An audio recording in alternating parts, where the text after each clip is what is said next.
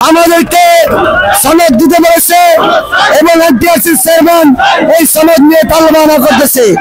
আমরা বলতে চাই এটা আবু সাইদ মুক্তর বাংলাদেশ।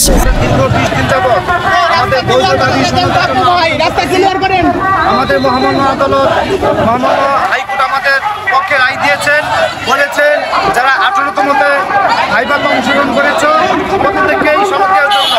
কিন্তু এনটিআরসি চেয়ারম্যান অফিস এখনো আমাদের সেই ব্যবস্থা করেনি, যার ফলে আমরা এখন এনটিসি কার্যালয় ঘেরাও করবো। আজকে আমরা প্রায় অনেক সংখ্যক প্রার্থী আমরা এনটিসি কার্যালয়ে এগিয়ে যাচ্ছি। আজকে আমাদের সনদ না দেওয়া পর্যন্ত আমরা বাংলার ঘরে ফিরবো না। আমরা হচ্ছে আবু সাইদের উত্তরসূরি। আমরা আমাদের সাথে যে বৈষম্য করা হয়েছে, আমরা সেই আমাদের সাথে যে বৈষম্য করা হয়েছে সেই বৈষম্যের সাথে জন্য আমরা আন্দোলন করেছি।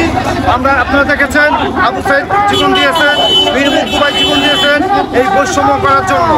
এখন আমাদের সাথে সেই বৈষম্যটা করা হয়েছে যাতে করে আমাদের সাথে এই বাংলার মাটিতে আর কোনো বৈষম্য না হয়, সেজন্য আমরা যুক্তিক দাবি নিয়ে আমরা আজকে রাজপথে এসেছি।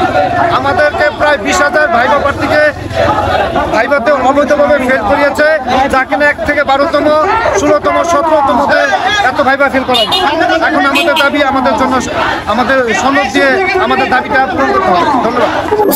আজকে আমাদের এই সমাবেশ, আমাদের এই মিছিল মিটিং সবকিছু হচ্ছে এনটিআরসি চেয়ারম্যান এর বিরুদ্ধে। আমরা যারা 18তম ভাইভা পরীক্ষায় বৈষম্য শিকার হয়েছি, আমরা আদালতের শরণাপন্ন হয়েছি।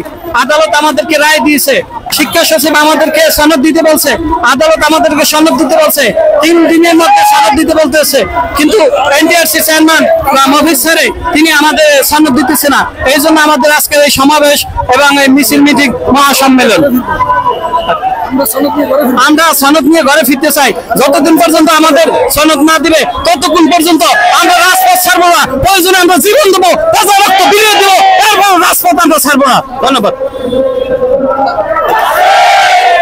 এনটিআরসির চেয়ারম্যান আমাদের সনদ নিয়ে তালবানা করতেছে।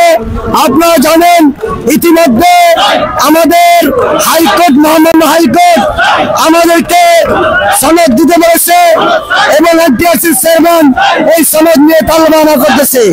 আমরা বলতে চাই এটা আবু সাইদ মুক্তর বাংলাদেশ। আমরা বলতে চাই এই বাংলাদেশে কোনো বৈষম্য চলবে না। আমরা প্রয়োজনে আমাদের এই সার্টিফিকেটের জন্য, আমাদের এই সনদের জন্য জীবন দিয়ে দিব। লাল সবুজের পতাকায় আমরা আর আদালতের রায় মানতে হবে এনটিআরসিকে। এনটিআরসি চেয়ারম্যান এত বড় ক্ষমতা কোথায় পেল? তিনি আদালতের রায়কে অবমাননা করেন। আমরা সেই আদালতের রায় নেই, আমাদের সনদ নিয়ে আমরা ঘরে ফিরবো ইনশাআল্লাহ।